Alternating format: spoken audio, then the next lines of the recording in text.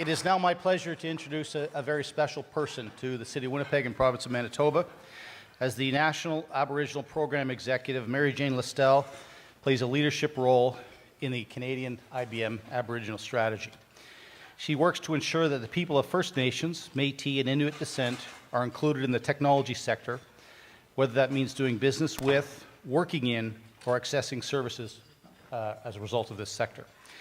Mary Jane is a chartered professional accountant, holds a Bachelor of Commerce honors degree from where else, the Asper School, and a master's degree in Native Studies from the University of Manitoba.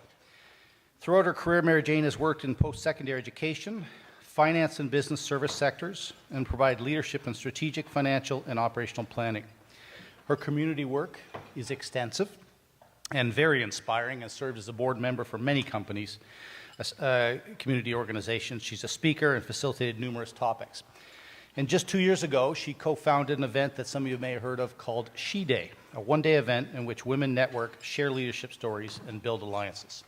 I've had the distinct pleasure of working on the board, on one board with Mary Jane, and she is absolutely world-class. Welcome, Mary Jane. Thank you very much. It's certainly a distinct honor to be invited to speak with you today. So many of you strong leaders, whether it be of your student organizations, community organizations, large corporations here in our city, thank you very much for that honor. I too want to acknowledge the land that we're on, the historical land for Treaty 1 nations and for the Métis of the Red River Valley.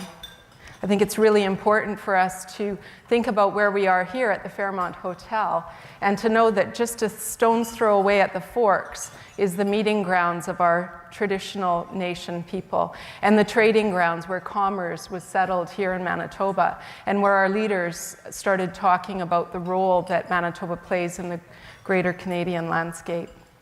Today, I've been asked to speak with you about the role of business leaders in the economy as well as in society, and to talk about the various career paths that are available to you as you work through your studies and look forward to the careers for the future. I'll also share with you a little bit about my journey as I once was a student just like you, and find myself quite shockingly on the other side of that, as Paul had mentioned, needing glasses to see things a little better and having had the life experiences that I've had. And along the way, I have to assure you that the more I learned, the more I realized I didn't know enough to truly be the leader that I wanted to be. And this whole experience is one of lifelong learning. It's a healthy dose, really, of what you do, this career that we end up with, and how you respond to the things around you, the things that happen to you, and to the environment that you find yourself in.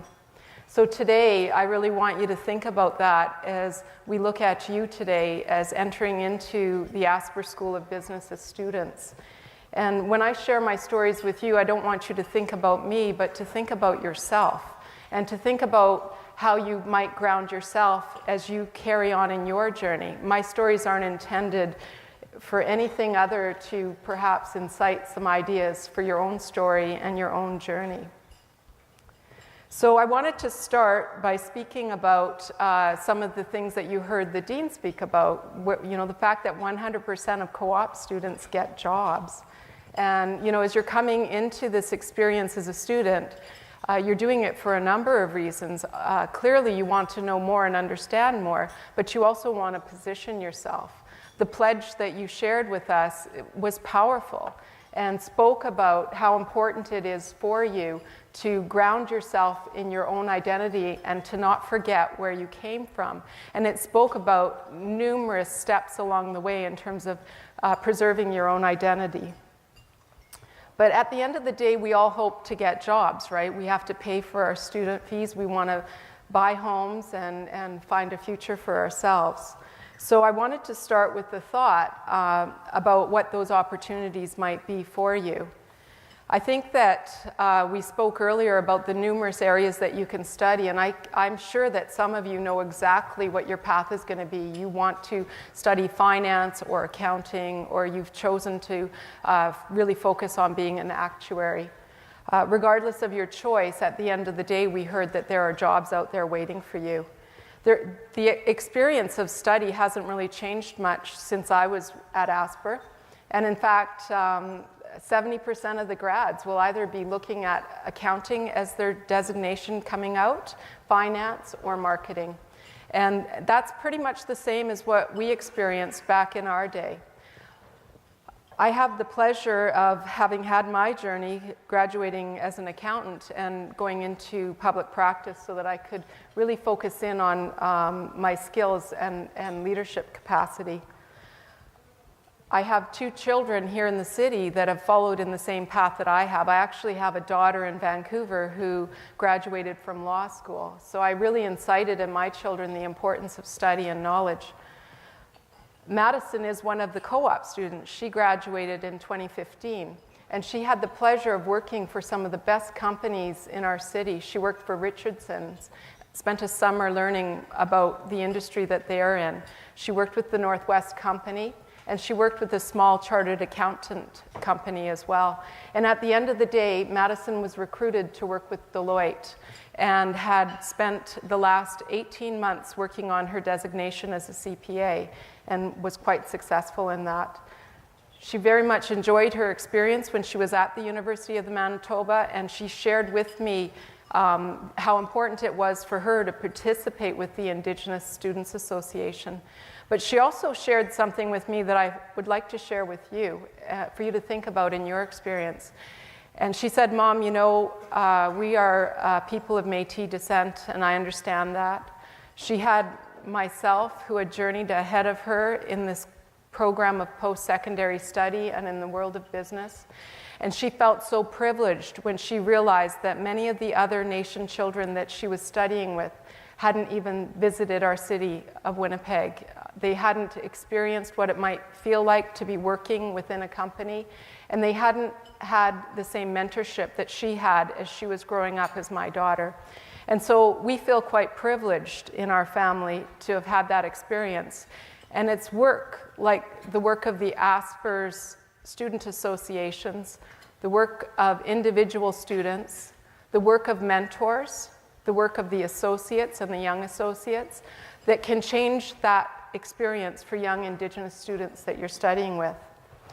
Increasingly, we would want to also look at the diversity of students and what difference that makes as they enter into workplaces that we share. I know many of you are from Manitoba, and in fact, 92% of the graduates from the University of Manitoba Asper School of Business will stay in Manitoba.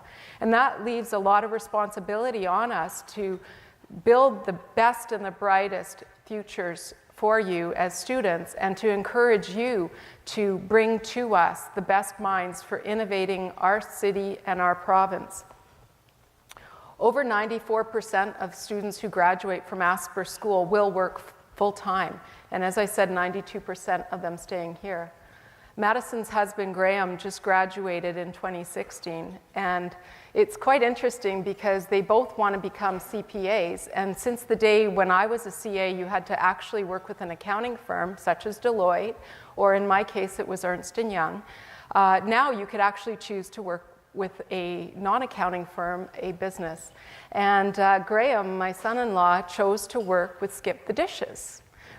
He had been working there actually as a student as well, starting off in a very basic job of doing the call desk work and responding to calls, and eventually elevated to being a manager because they thought he was doing such a great job. When he graduated, he decided to stay with Skip the Dishes, and he started working in the accounting department.